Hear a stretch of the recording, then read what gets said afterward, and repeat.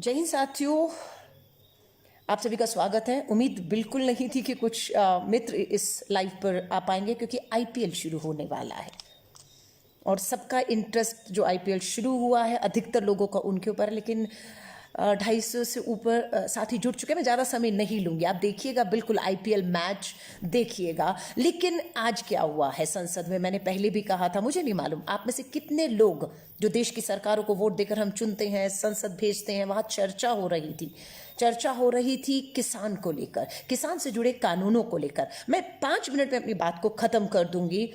लोकसभा के बाद आज राज्यसभा में भी 3 कानून थे, 3 अध्यादेश लाए गए, जिसमें से 2 को कानून में आज बदल दिया गया है।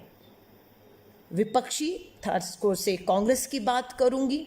60 करोड़ के करीब किसानों से जुड़ा हुआ ये कानून लाया गया है। 60 करोड़ किसान देश के, 250 किसान संगठन इसका विरोध कर रहे थे। राजनीतिक दल, इवन की भाजपा के सहयोगी दल शिरोमणि अकाली दल ने भी इसका विरोध करके मंत्री पद से इस्तीफा दिया, लेकिन सरकार में बने हुए हैं। आप समझिए इस बात को। मैं सिर्फ ये कह रही हूँ, 5 जून याद करिएगा। 5 जून को क्या था? 5 जून को पूरा देश कोरोना काल से लड़ रहा था। तालेबंदी थी, घरों में सब कैद थे, बंद थे। उसी समय का कहते हैं आपदा में अवसर का लाभ उठाते हुए 5 जून को कैबिनेट की मीटिंग की गई और उस कैबिनेट की मीटिंग में किसानों से जुड़े हुए ये 3 अध्यादेश, ऑर्डिनेंस लाए गए और लागू कर दिए गए। लेकिन अगर कोई भी कैबिनेट अध्यादेश लाती है तो उसे संसद के पटल पर रखकर, उसे पेश करके, पास करवाकर उसे तब कानून में बदलना पड़ता है। तो आज संसद जब शुरू हुआ तो लोकसभा के बाद राज्यसभा में भाजपा के पास बहुमत नहीं था। उम्मीद की जा रही थी कि बिल्कुल ये अध्यादेश जब 5 जून को लाया गया तो सभी राज्य सरकारों से बात होनी चाहिए थी, विपक्षी दलों से बात की जानी चाहिए थी। चलिए छोड़िए, किसानों से तो बात करते, किसान संगठनों से तो बात करते, लेकिन किसी से इस अध्यादेश को जब 5 जून को लाया गया बात नहीं की। हमारी आपत्ति ये है। आज जब इसे राज्यसभा में लाया गया तो राज्यसभा में भी उम्मीद की जा रही थी, मैं खुद लाइव देख रही थी, आप में से कितने लोग आईपीएल देखेंगे पर राज्यसभा का लाइव नहीं देखा होगा, मुझे नहीं मालूम है।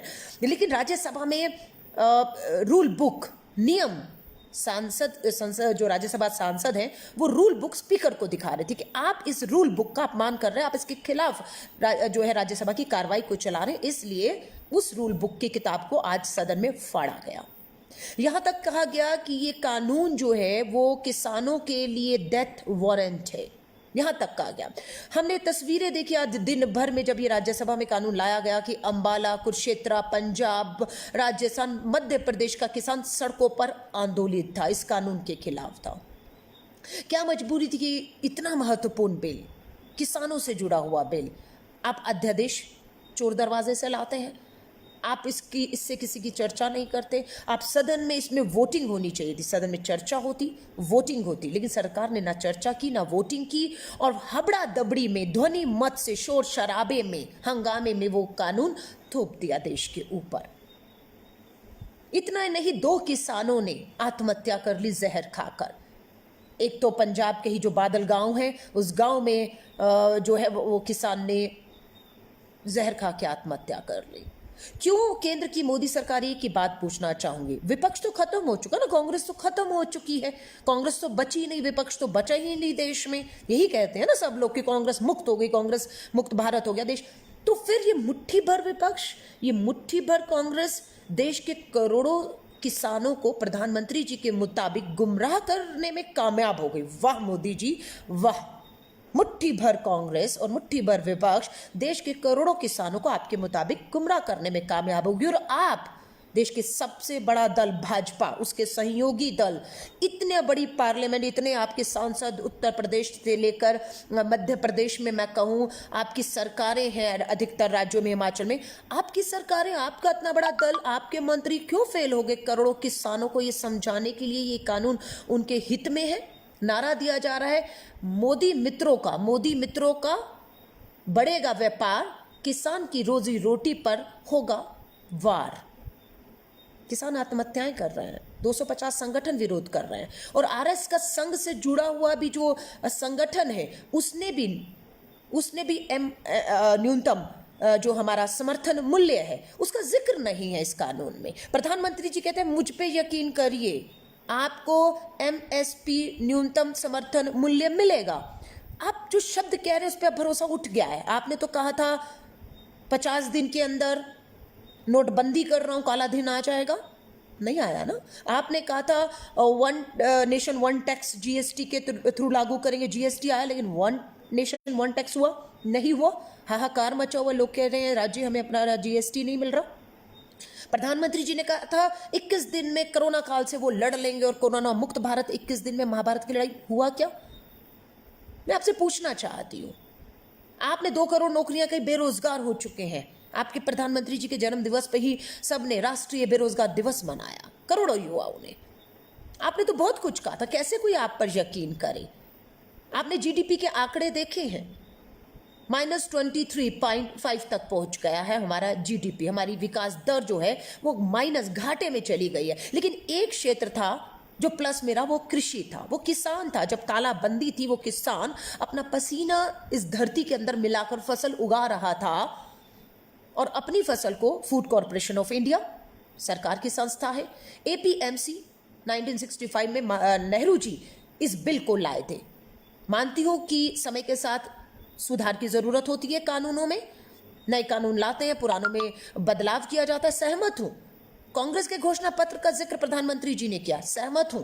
APMC agriculture pricing marketing corporation में तब्दीली की बात कांग्रेस ने की, घोषणा पत्र में बिल्कुल की थी। अगर आप कांग्रेस के घोषणा पत्र को याद दिलाते हैं तो पूरा लागू करिए ना घोषणा पत्र, आधा अधूरा लागू क्यों कर रहे हैं कि एपीएमसी को खत्म किया जाएगा? क्यों खत्म किया जाएगा?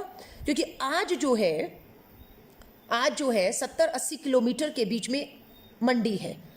एपीएमसी में बदलाव ये कहा गया था हम इसमें मंडियों को 2-3 किलोमीटर में बना देंगे। हर 2-3 किलोमीटर में 2 और 3, 4 और 5 एकड़ जमीन का जो गरीब छोटा किसान है वो 2-4 किलोमीटर में जाकर उस मंडी में अपना अनाज न्यूनतम समर्थन मूल्य पर बेच पाएगा, उसके साथ अन्याय नहीं होगा। ये भी तो मोदी जी कहिए, लेकिन आपने क्या किया? आपने फूड कॉर्पोरेशन इंडिया को खत्म कर दिया।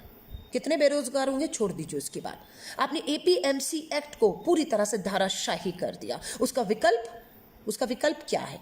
नई मंडियां? नहीं, पूरी तरह से पूंजीपतियों के शिकंजे में ये कानून और किसानों को कर दिया गया है। यहाँ की इस एक्ट में ये भी क्या कहा गया कि किसान के साथ अगर नाइंसाफी हुई, उसे न्यूनतम समर्थन मूल्य नहीं मिला तो वो अदालत कोर्ट नहीं जा सकता है, किसी कोर्ट अदालत में उसकी सुनवाई नहीं होगी।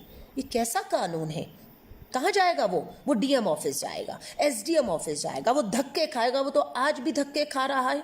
मध्य प्रदेश में आपने देखा फसलें बर्बाद हुई, फसलें बर्बाद होने के बाद वो अपनी बीमा की राशि लेने गया। मैंने ट्वीट पे उसका मध्य प्रदेश सरकार का नोटिस डाला है, पढ़ लीजिए। उसमें ये कहा गया है कि फसल बर्बाद होगी तो वो अपने बीमा राशि लेने के लिए डीएम ऑफिस के लगातार धक्के काटता रहा और कितना बीमा मिला यकीन नहीं होगा। गूगल कर लीजिए, कल परसों की खबर है। 2 रुपए, 3 रुपए, 4 रुपए, 6 रुपए तक का हमारे किसानों को उसकी फसल बर्बाद होने के बाद प्रीमियम भरने के बाद इन बीमा कंपनियां जो बीमा कंपनियां मोदी मित्रों की हैं, देख लीजिएगा किसान बीमा योजना के तहत कौन सी बड़ी पूंजीपतियां कंपनियां जो हैं वो बीमा करती हैं, प्रीमियम लेती हैं और जो मुआवजा देने की बात आती है 2, 3, 4, 5 और 6 रुपए तक का मुआवजा दे रही हैं। वहां पर जिला अधिकार जो हमारे दफ्तर है उनमें सुनवाई नहीं है। अब पूरी तरह से पूंजीपति सारी मार्केट खत्म कर दी है, न्यूनतम जो समर्थन मूल्य का जिक्र नहीं है। एपीएमसी एक्ट को सबसे पहले बिहार में खत्म किया गया था, सबसे पहले बिहार में। उसको खत्म किए हुए भी कहते हैं 10-12 साल हो गए ये कह के कि हम मार्केट, सरकारी जो मार्केट है एपीएमसी जो है उसको खत्म कर रहे हैं। अब किसान पूरे बिहार नहीं देश में कहीं भी जा सकता, वो तो पहले भी जा सकता था। किसी किसान को कभी पाबंदी नहीं रही कि किसान अपनी मेहनत ईमानदारी से पसीने से फसल उगाए और उस फसल को उसका अधिकार था कि कहीं भी जाकर अपनी शर्तों पर अपने मूल्य पर वो दे सकता। अलग बात है उसके लिए संघर्ष रहा, लेकिन वो तो पहले भी कानून था। इसलिए आज वो बात के क्या बड़ी बात नहीं कर रहे। आज आपने एपीएमसी के माध्यम से जो मंडियां बनानी थी यार 2-3 किलोमीटर में, वो बनाने का काम आपने नहीं किया। आपने पूरी तरह 4-5 पूंजीपतियों के हाथ में पूरी तरह सौंप दिया। वरना बिहार एपीएमसी जब खत्म किया गया उसका फायदा वहां के किसानों को नहीं मिला, ना न्यूनतम समर्थन मिला है, बर्बाद हो गया वहां का किसान पूरी तरह से, वहां का मजदूर तालाबंदी में माफी चाहूंगी भुखमरी की कगार में आकर राज्यों से अपने राज्य बिहार लौटा, वापस महाराष्ट्र से, दिल्ली से, देश भर से जो मजदूर के साथ थे वो वापस गए कि हम बिहार में अब खेती मजदूरी करेंगे।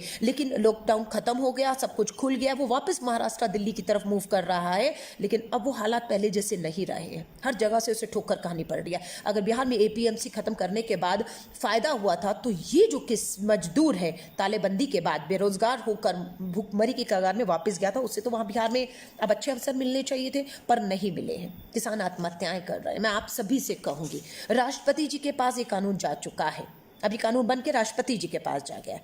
अगर सदन में हम किसानों की लड़ाई, करोड़ों किसानों की आवाज को इन पूंजीपतियों के खिलाफ नहीं जीत पाए तो हमारी लड़ाई खत्म नहीं होती, सड़कों पर लड़ाई जारी रहेगी। इन किसानों के जो बलिदान, जो कुर्बानियां कर रहे हैं, उसे हम जाया नहीं जाने देंगे। हम दबाव बनाएंगे हर 2-3 किलोमीटर के अंदर। इस कानून, इस अध्यादेश को लाने से पहले आपको वो मंडियों का निर्माण करना चाहिए था, लेकिन आपने जो बनी हुई मंडियां हैं उसे ये कह के कि बिचौलिए उसमें सारा मुनाफा खा जाते हैं। आपको मैं बताती हूँ, जब ये 5 जून को अध्यादेश लाया गया, ये मैं नहीं कह रही हूँ, मक्की की फसल का जो न्यूनतम समर्थन मूल्य तय था वो 1760 रुपए था। मैं किसान नहीं हूँ, मुझे नहीं मालूम।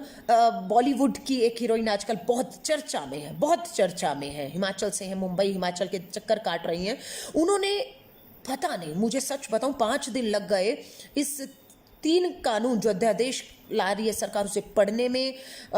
इसका विरोध क्यों किया जा रहा है, इसका समर्थन क्यों किया जा रहा है, माफी चाहूंगी, इसका समर्थन क्यों किया जा रहा है, इसका विरोध क्यों, इसको जानने में 3-4 दिन से और पार्लियामेंट का लगातार सदन देखने के बाद मैं आज से बात कर पा रही हूँ। लेकिन बॉलीवुड की वो जो हीरोइन है वो एकदम से इसका समर्थन करती थी कि बहुत बढ़िया बिल है। मैंने आज दिलेर मेहंदी को भी देखा तारा रारा करते हुए इस समर्थन, इस भी बिल बहुत बढ़िया बिल है, इसको बात कर रहे हैं। मुझे पता लगा उनके ऊपर बहुत से मामले चल रहे हैं, इसलिए शायद उन्होंने ऐसे किया। लेकिन गुरदास मान को पंजाब के कौन नहीं जानता, उन्होंने चिंता जाहिर की है कि किसान मरा तो देश मर जाएगा, क्योंकि ये देश कृषि प्रधान देश है, ये देश कृषि पर चलता है। जीडीपी डूबती है तो किसान इस जीडीपी को, देश की विकास दर को जारी रखता है अपने दम पर। आज वो किसान आत्महत्या कर रहा है जहर खाकर। आज पूंजीपतियों के पूरी तरह शिकंजे में। न्यूनतम मजदूरी, न्यूनतम समर्थन मूल्य कौन तय करेगा? अब पूंजीपति तय करेंगे, अपनी शर्तों पर करेंगे, कॉन्ट्रैक्ट पे फार्मिंग होगी।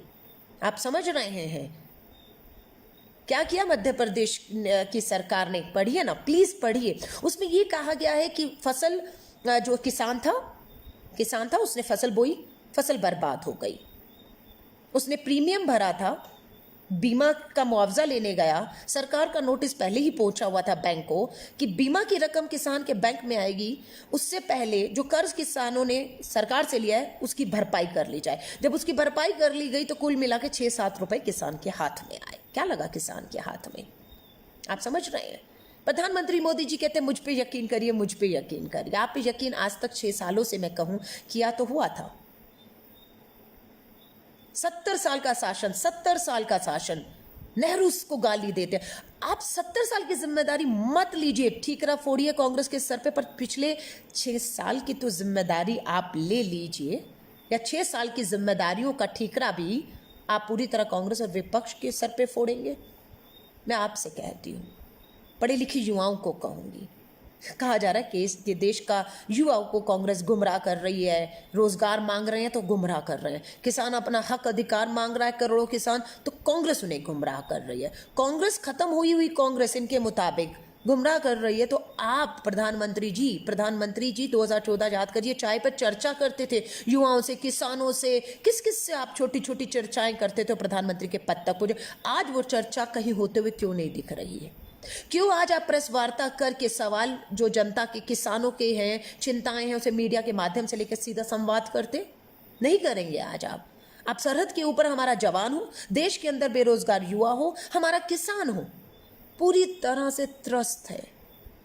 तानाशाह तरीकों से, बहुमत के दम पर तानाशाह तरीकों से जो है ये लाकर कानून थोप दिया गया। बहुमत है, कोई कुछ नहीं कर सकता है, सब घाटे में है, सब बर्बाद हो रहा है। देश की इकोनॉमी, देश की अर्थव्यवस्था सब बर्बाद है। एक आदमी सिर्फ देश नहीं विश्व में खरबोपतियों की लिस्ट में आ रहा है, वो एक आदमी कौन है जिसका मुंबई में सबसे ऊंचा बंगला है, उससे हमारे इस किसान को अब बातचीत करनी होगी। और वो उससे बातचीत कर पाएगा? नहीं, वो डीएम ऑफिस जाएगा अपनी फसल को बेचने, उसका समर्थन मूल्य लेने, उसके साथ अन्याय जो होगा किसी कोर्ट में सुनवाई नहीं होगी। आपको लगता है कि वो पूंजीपति के बड़े वकीलों से अपने हक अधिकार के लिए न्यूनतम समर्थन मूल्य पाने के लिए डीएम ऑफिस में, जहाँ पर बीमा की राशि लेने के लिए रिश्वत देनी पड़ती है, जहाँ पर बीमा की राशि 2-4 रुपए मिलती है हमारे किसान को जो आत्महत्याएं कर रहे हैं, मैं आप सभी से कहूँगी पढ़िए इस कानून को अगर समय मिले, आईपीएल देखिएगा, मैच देखिएगा, करोड़ों रुपया इसमें बड़ी बड़े एक टीम तो मुझे बताया गया है, पता नहीं कौन सी टीम है, वो खुद अंबानी की टीम है, समझ रहे हैं, करोड़ों रुपए के विज्ञापन, ऐड, सट्टेबाजी, क्या क्या नहीं होता है। आईपीएल का मैच हम देख रहे हैं, लगातार प्रसारण हो रहा है, सारे चैनल दिखा रहे हैं कौन जीता कौन हारा, लेकिन देश का किसान हार रहा है, देश का बेरोजगार युवा आत्महत्याएं कर रहा है। आवाज उठाइए। अलकलामा क्या कह रही है, कांग्रेस क्या कह रही है, भाड़ में जाए। अपनी बुद्धि का इस्तेमाल कर, अपनी बुद्धि का इस्तेमाल करिए। और वापस कहती हूँ, मैंने इस कानून को पढ़ा है, इस कानून को समझा है, दोनों तरफ की बात सुनी है, लोकसभा और राज्यसभा के सत्र की चर्चा को सुनी है, किसानों के आंदोलन को देखा है, पिछले 2 दिन से किसानों को जहर खा के आत्महत्या करते हुए देखा है, 230 किसान संगठन इसके खिलाफ हैं, लेकिन आपको कहा जा रहा है, बताया जा रहा है ये किस पूंजीपतियों के, ये market, FCI, food corporation, APMC और ये मंडियों को सिर्फ इसलिए कि यहाँ पर दलालों को ख़त्म करने के लिए पूरी मंडियों को ख़त्म कर दिया गया। आप समझ रहे हैं कि एक मछली को जो तालाब को गंदा करती है, उस मछली को निकालने की बजाय पूरा तालाब सुखाया जा रहा है। यही नोटबंदी के टाइम पर किया था। काला धन किसके पास है ये पता था, उन पर शिकंजा कसने की बजाय पूरे देश में नोटबंदी लागू कर दी। 150 रुपया बदलाने के लिए लोग लाइनों में खड़े रहे थे और वही हाल तालाबंदी में हुआ। हाँ, मैं आप सभी से कहूँगी इस वीडियो को अधिक से अधिक शेयर करिएगा। अध्यादेश कानून में बदल गया है, अब ये राष्ट्रपति जी के पास पहुंच चुके हैं, राष्ट्रपति जी को हस्ताक्षर करने हैं। सबका ये मानना है कि राष्ट्रपति जी सरकार की कठपुतली होते हैं, जो भी अध्यादेश भेजते हैं उन्हें साइन करना ही पड़ता है। पर मुझे मालूम है राष्ट्रपति की ताकत भी होती है कि वो 1 बार 2 बार वापस भेज सकते हैं, लेकिन तीसरी बार उन्हें हस्ताक्षर करना पड़ता है। पर देश हित में, किसान हित में राष्ट्रपति जी चाहें तो बिल्कुल इन किसानों की आवाज़ को अब सुने जो सरकार ने नहीं सुने। बुलाइए राष्ट्रपति जी, अपने राष्ट्रपति भवन पे बुलाइए इन किसानों को। प्रधानमंत्री जी ने चाय पर चर्चा करना छोड़ दिया है, राष्ट्रपति जी आपसे निवेदन है, बुलाइए कि देश के किसानों को बुलाइए। किसी राजनीतिक दल को मत बुलाइए, किसी राज्य की सरकार को मत बुलाइए, किसानों को बुलाइए, चाय पर बुलाइए, राष्ट्रपति भवन में बुलाइए, उनसे बैठकर चर्चा करिए। इस कानून पे हस्ताक्षर करने से पहले हाथ जोड़ के ये निवेदन है, ताकि लोकतंत्र में ये जो आवाज़ें हैं जो उठ रही हैं उन्हें महसूस हो जाए, हमें सुना जाए, ताकि और किसान जो जहर खा के आत्महत्या के लिए आगे बढ़ रहे हैं, अब और किसान इस तरह के कदम ना उठाएं। और मैं आपसे फिर कह रही हूँ, जीएसटी का जो हर्ष हुआ, नोटबंदी के टाइम जो हर्ष हुआ, तालेबंदी के बाद 53 लाख मामले पहुंच गए, और अब इसका भी हर्ष आप देख लीजिएगा। 2015 में प्रधानमंत्री जी ने कहा मैं बहुत बड़ा खुलासा करने वाला हूं, सब हो गई कि अब क्या होने वाला है। 2015 में शाम 8 बजे कुछ खुलासा प्रधानमंत्री जी करेंगे, और प्रधानमंत्री जी का जो नागा में हिंसक ग्रुप थे, जो वहां पर हमेशा लोकतंत्र में यकीन नहीं करते थे, उनका अपना झंडा, अपना संविधान की बात करते थे, प्रधानमंत्री जी ने कहा 2015 में खुलासा किया, एकदम से सामने आया कि उन्होंने उन संगठनों को अपने साथ ले लिया है, और ये बहुत बड़ी जीत है जो नेहरू नहीं कर पाए, इंदिरा राजीव नहीं कर पाए, वो नरेंद्र मोदी जी ने करके दिखा दिया। नागालैंड के इस हिंसक ग्रुप को अपने साथ ले लिया है। लेकिन 19 में सुनने में आया कि केंद्र की मोदी सरकार को नागालैंड को 6 महीने के लिए अशांत राज्य घोषित करना पड़ा। क्या हुआ उस समझौते का? प्रधानमंत्री जी जो पीएम आपके आवास पर, पीएम आवास पे बुलाकर साइन किया गया था 2015 में, फेल हो गया वो समझौता। आपने नागालैंड को शांति प्रिय देश का आपको करना था, वो आपने खुद ही उसको अशांत घोषित कर दिया। और उसके बाद आज वो ग्रुप जो है संगठन नागा, उन्होंने अपने आप को प्रधानमंत्री के इस 2015 के समझौते से अलग करके अपने वापस अलग अपना संविधान और अलग झंडे के तहत अपने मुद्दों को दोबारा उसी तरह उठाना शुरू कर दिया। यानी कि कहते हैं लौट के बुद्धू घर को आए। 15 में जो दावे किए, इतिहास रच दिया 2015 अगस्त में प्रधानमंत्री जी ने, 20 में धाराशायी हो गए। कश्मीर के हालात हम देख रहे हैं। राजनीतिक एजेंडा था आपका 370 धारा खत्म करना, आपने तो कर दिया ना। आपने 3 टुकड़े कर दिए वहां पर। आपने जम्मू कश्मीर को, लद्दाख को टुकड़े कर दिया। आपने 370 धारा लगा दिया। आपने वहां की लोकतांत्रिक चुनी हुई सरकार को खत्म करके राष्ट्रपति शासन लगा दिया। अभी भी वहां शांति क्यों नहीं है? यहां पर भी आप फेल हो रहे हैं। आपकी नीतियां आपको बदलना है। आपको नहीं आ रहा सरकार चलाना तो छोड़ दीजिए। आप क्यों खेल रहे हैं देश के साथ? आतंकियों में केंद्र की मोदी सरकार और वहां के नागरिकों में कश्मीर में फर्क नहीं कर पा रहे आप कि कौन आतंकी है और कौन नागरिक है। अभी 3 नागरिकों को वहां पर आतंकी समझ के जो है वो मार दिया गया। फर्क नहीं कर पा रहे आप। अब उस पर जांच बैठ गई है। जो दोषी पाया जाएगा उसे सजा देने की बात हो रही है। क्यों आग से खेल रहे हैं आप? मैं हाथ जोड़कर कहूंगी देश के लोगों से, 800 के करीब युवा सुन रहे हैं।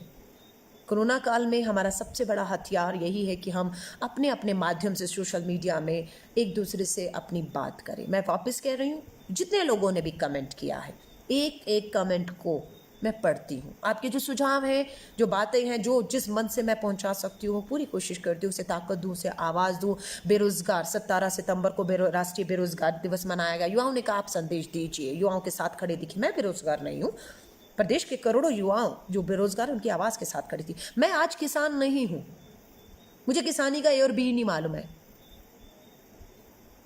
लेकिन किसानों को सुनने के बाद, उनके हक अधिकारों को जानने के बाद कि पूरी तरह पूंजीपतियों के हाथ में केंद्र की मोदी सरकार खेल रही है, किसानों की आवाज़ बनकर आज आपके बीच में आई हूँ। संसद सत्र को समय से पहले खत्म करने की बात हो रही है। क्यों? क्योंकि सरकार घिरती हुई दिख रही है। बहाना लगाया जा रहा है कि संसद को बुलाया गया तो संसद के अंदर बहुत से अधिकारी और सांसद कोरोना संक्रमित हो रहे हैं, इसलिए पार्लियामेंट बंद की जा रही है। कितनी जान की चिंता है सांसदों और सरकार को। और दूसरी तरफ देश में 53 लाख मामले हो गए, तो देश को तब आज लॉकडाउन करने की जरूरत थी और आज पूरी तरह से देश को खोला जा रहा है, क्योंकि आप देश की अर्थव्यवस्था का पहिया चलाना चाहते हैं और जिंदगियों का पहिया रोक दिया है। 90,000 के करीब लोग पिछले 4-5 महीनों में कोरोना काल में जान दे चुके हैं। आप समझ रहे हैं सांसदों की कितनी चिंता है अपनी, कि संक्रमित हुए, संसद बंद, चर्चा बंद, लेकिन देश खोल कर रख दिया है। ऑक्सीजन की कमी, आईसीयू बेड की कमी आ रही है, फिर भी कहते हैं कि हम जीत हासिल कर रहे हैं। समझ आ रहे हैं? पढ़े लिखे हैं, जागरूक हैं, आंख नाक कान खोलकर मैं सबको सुनती हूँ, पक्ष विपक्ष को, किसान को जो समर्थन कर रहे हैं, जो विरोध में, सबको। और अपनी बुद्धि का इस्तेमाल करके जो मुझे ठीक लगता है, मेरी विजडम, मेरी सोच, मेरा अनुभव क्या कहता है, मैं उस बात को आपके सामने रख रही हूँ। मैं एक बार फिर आपसे हाथ जोड़ करूँगी। देश के किसान, देश के बेरोजगार युवाओं, सरहद पे खड़े जवान के साथ खड़े होने का समय है। ना सत्ता के साथ, ना विपक्ष के साथ खड़े होइए। सरहद पे खड़े जवान के साथ, देश के करोड़ों बेरोजगार युवाओं के साथ और किसान के साथ, 3 के साथ खड़े रहिए। जहाँ तक माँ बहन बेटियों का सवाल है, तस्वीरें हर रोज़ देश के कोनों से आ रही हैं। नोचा जा रहा है, हवस के भूखे भेड़िए हमारी माँ बहन बेटियों को नोच रहे हैं, उन्हें जिंदा जला रहे हैं, बलात्कार के बाद उनकी हत्याएं कर रहे हैं। आप समझ रहे हैं? सोचा था कि क्यों कुछ नहीं हो रहा, फिर लोगों ने याद दिलाया। आपको पता है कि संसद में 30% से अधिक सांसद ऐसे हैं जो अभी चुनकर आए 2019 में, जिन पे बलात्कार के गंभीर मामले हैं। आप सोचते हैं कि जब बलात्कारियों के खिलाफ सख्त से सख्त कानून आएगा या आवाज़ उठेगी तो ये बलात्कार के आरोपी उस कानून, उस बिल का समर्थन करेंगे, या ये कानून जो आ चुके हैं पोक्सो के तहत भी, protection of children from sexual offence, बच्चियों के बलात्कार को भी लेकर उसे लागू होने देंगे? नहीं होने देंगे। इसलिए हो नहीं रहा। कानून तो आ रहे हैं पर हो नहीं रहा। लेकिन मैं आपसे कहूँगी, देश आपका है, चिंता आपको होनी चाहिए। IPL देखिए, मैच देखिए, लेकिन देश की पार्लियामेंट, देश की संसद में आपकी चुनी हुई सरकारें आपके चुने हुए नेता सदन में क्या चर्चा करते हैं, क्या नहीं करते हैं देश हित में, उससे आप सुनिए, उसे भी सुनिएगा। मैं सभी 700-800 के करीब साथी अभी भी जुड़े हुए हैं, तहे दिल से आपका धन्यवाद करती हूँ। अच्छा लगे बात तो इस वीडियो को शेयर करिएगा, ताकि देश के करोड़ों किसानों को, बेरोजगार युवाओं को, सरहद पे खड़े जवान को लगे कि हम घरों में बैठकर भी उनको लेकर चिंतित हैं, उनकी आवाज़ बनकर बोल रहे हैं, उनके साथ ताकत बनकर खड़े हैं, और किसी भी स्तर पर उनके हक अधिकारों की, उनके साथ हो रहे अन्याय और शोषण के लिए किसी भी स्तर पर ये देश उनके लिए जाने को तैयार है। इसलिए वीडियो को शेयर करिएगा। मेरी शुभकामनाएं आप सभी के साथ हैं। घरों में रहें, सुरक्षित रहें। जय हिंद, जय भारत।